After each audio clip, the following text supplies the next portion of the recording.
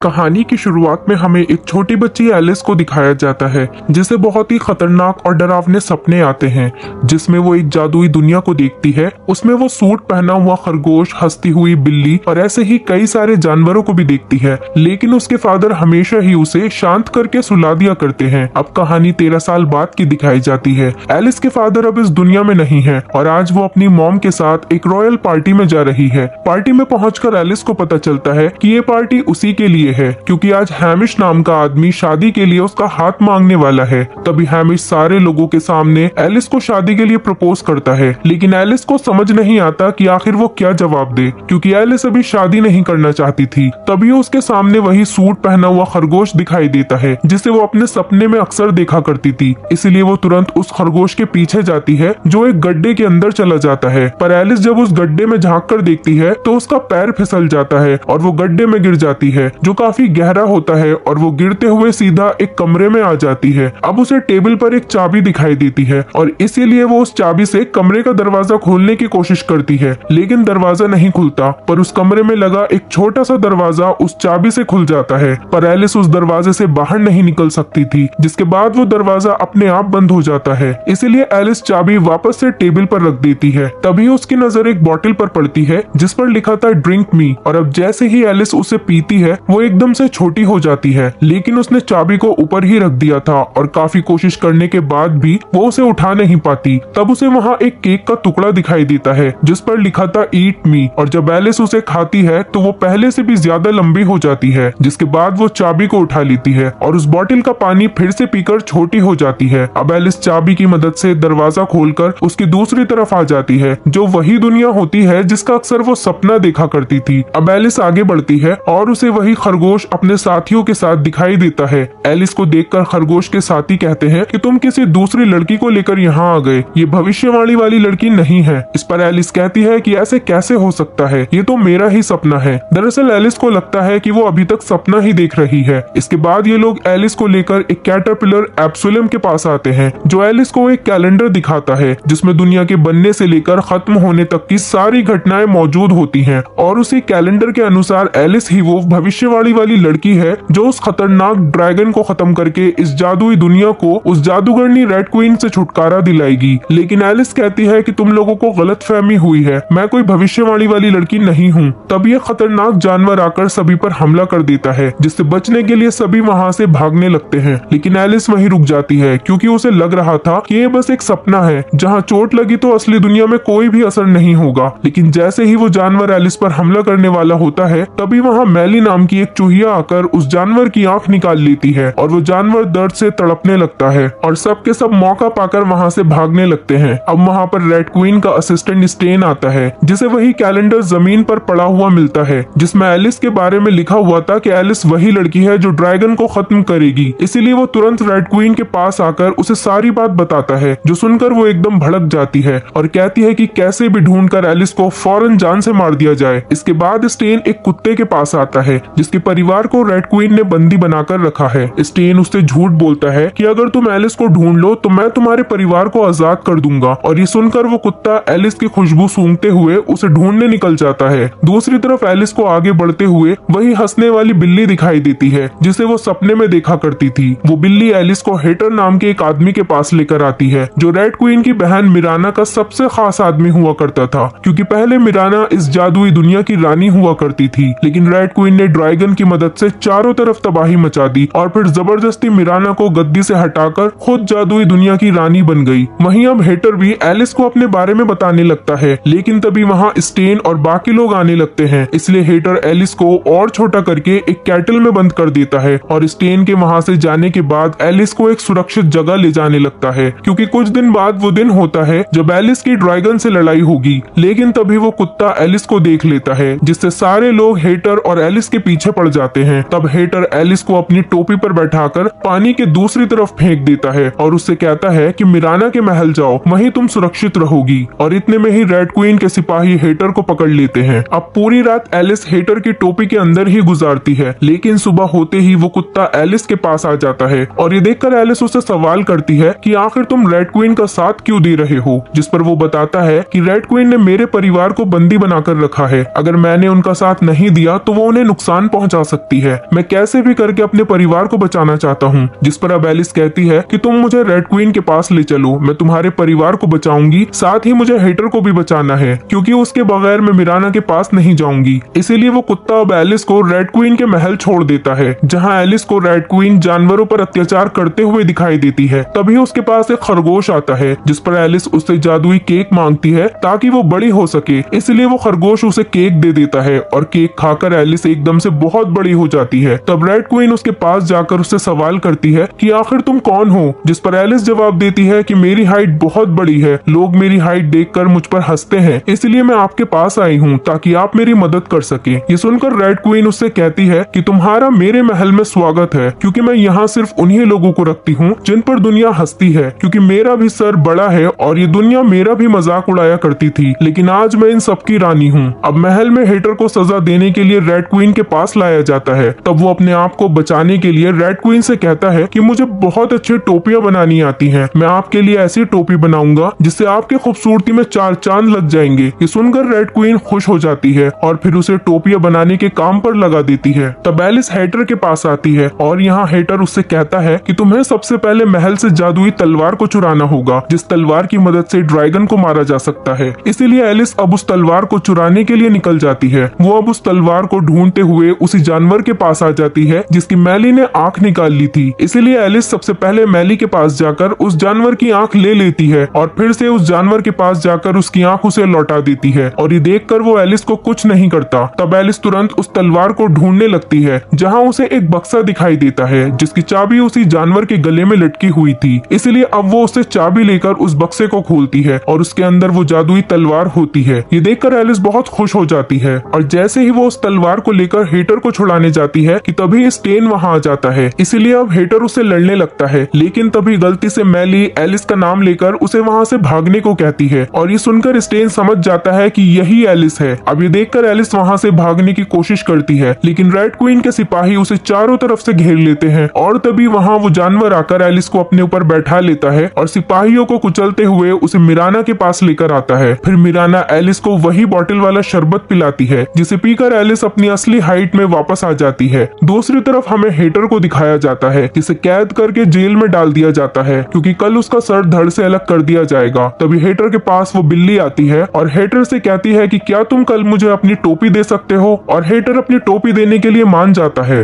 अब अगले दिन हेटर को सारे लोगों के सामने लाया जाता है ताकि उसका सर धड़ से अलग कर दिया जाए, लेकिन तभी हम देखते हैं कि वो हेटर नहीं बल्कि वही बिल्ली है जो उसका भेष बदलकर यहाँ आई है। और अब जैसे ही एक आदमी उसका सर धड़ से अलग करता है वैसे ही वो गायब हो जाता है और उसकी टोपी हवा में उड़ने लगती है जिसे उस बिल्ली ने पहन रखा था। तब अचानक से हेटर रेड क्वीन के सामने आकर उससे कहता है कि जितने भी लोग तुम्हारे साथ रहते हैं वो सभी लोग अजीब दिखने वाले नहीं हैं, बल्कि साधारण इंसान हैं जिन्होंने अजीब दिखने के लिए बस ऐसा कॉस्ट्यूम पहन रखा है ताकि तुम उन पर अत्याचार न करो। ये सुनकर रेड क्वीन एकदम गुस्सा हो जाती है, इसलिए अब वो सारे लोगों को मारने का आदेश देती है। तब हेटर सारे लोगों से कहता है कि किसी को रेड क्वीन का आदेश मानने की कोई जरूरत नहीं है, अब वक्त आ चुका है कि रेड क्वीन को उसके किए की सजा दी जाए। तब गुस्से में रेड क्वीन वहाँ एक बड़े से पक्षी को बुला लेती है जो सभी लोगों पर हमला करने लगता है, लेकिन इसी बात का फायदा उठाते हुए हेटर और सारे जानवर इंसान जो रेड क्वीन के चंगुल में थे उन्हें छोड़कर मिराना के महल की तरफ निकल जाते हैं। दूसरी तरफ एलिस को सामने से हेटर आता हुआ दिखाई देता है और उसके साथ उस कुत्ते का परिवार भी होता है। ये देखकर एलिस बहुत खुश हो जाती है। अब अगले दिन एलिस को उस ड्रैगन को खत्म करना है और ये सोचकर एलिस डरने लगती है कि वो ड्रैगन को मार भी पाएगी या नहीं, इसलिए वो एब्सोलम के पास आती है जो अब एक तितली में बदलने वाला था। वो एलिस को हिम्मत देते हुए उसे वो विजन्स दिखाता है जब बचपन में एलिस इस जगह पर आई थी और यही वजह है कि एलिस हमेशा ही इस जगह को अपने सपने में देखा करती थी। और ये जानकर एलिस की हिम्मत बढ़ जाती है, इसलिए अब वो उस ड्रैगन को मारने के लिए तैयार हो जाती है। अब एक तरफ रेड क्वीन की सेना तो दूसरी तरफ मिराना की सेना होती है और मिराना रेड क्वीन को जंग रोकने के लिए कहती है। वो कहती है कि लड़ाई से कोई फायदा नहीं होगा, लेकिन रेड क्वीन उसकी कोई बात नहीं सुनती और अपने ड्रैगन को बुला लेती है जो देखने में काफी विशाल और खतरनाक था। ड्रैगन को देखकर सारे लोग घबराने लगते हैं, लेकिन एलिस उससे लड़ने जाती है और अब एलिस और ड्रैगन के बीच काफी जबरदस्त लड़ाई होती है। वहीं दोनों तरफ की सेना भी आपस में लड़ना शुरू कर देती है। इधर अब काफी देर तक ड्रैगन का मुकाबला करने के बाद आखिरकार एलिस ड्रैगन का सर धड़ से अलग कर देती है। ये देखकर रेड क्वीन एकदम हैरान हो जाती है और फिर ड्रैगन के मरते ही उसकी पूरी सेना उसका साथ देने से मना कर देती है, क्योंकि वो सभी ड्रैगन के डर से ही रेड क्वीन का साथ दे रहे थे। जिसके बाद वो बिल्ली रेड क्वीन के सर से रानी का ताज निकालकर मिराना को पहना देती है और मिराना रानी बनते ही रेड क्वीन और स्टेन को हमेशा के लिए जादुई दुनिया से बाहर कर देने का आदेश देती है, जहां उनसे मिलने कोई भी नहीं जाएगा। इसके बाद मिराना एलिस को उस ड्रैगन का खून देती है, जिसे पीकर एलिस अपनी दुनिया में जा सकती है। हेटर अब एलिस को यहीं रुकने को कहता है, लेकिन एलिस कहती है कि मुझे अपनी दुनिया में बहुत काम है, पर मैं तुम लोगों से मिलने फिर से जरूर आऊंगी। ये सुनकर हेटर खुश हो जाता है और फिर एलिस खून पीकर अपनी दुनिया में वापस आ जाती है, जहाँ का समय वहीं से शुरू होता है जब एलिस गड्ढे के अंदर गिरी थी। तब एलिस हैमिश के पास आकर उससे कहती है कि मैं अभी शादी नहीं करना चाहती, और वो अपनी मॉम से भी ये कहती है कि आप मेरी चिंता ना करें, मैं अपनी जिंदगी में कुछ अच्छा ढूंढ लूंगी। इसके बाद वो हैमिश के फादर के साथ एक बिजनेस आइडिया शेयर करती है और कहती है क्यों ना हम अपने बिजनेस को फैलाएं और समुद्र के रास्ते चाइना तक जाएं। जिसे सुनकर वो उससे काफी इम्प्रेस हो जाते हैं और उसके साथ बिजनेस करने के लिए तैयार हो जाते हैं। और फिर एलिस समुद्र के रास्ते एक बड़े से जहाज से चाइना के सफर पर निकल रही है। तभी उसके कंधे पर एक तितली आकर बैठती है और वो पहचान जाती है कि ये तितली कोई और नहीं बल्कि एब्सोलम है। और इसी मोमेंट पर ये मूवी खत्म हो जाती है। दोस्तों, अगर आप हमारे चैनल पर नए हैं तो चैनल को सब्सक्राइब करें, वीडियो अच्छी लगी हो तो वीडियो को लाइक करें और हाँ, नोटिफिकेशन बेल को जरूर दबाएं ताकि अगली अपडेट सबसे पहले आपको मिले।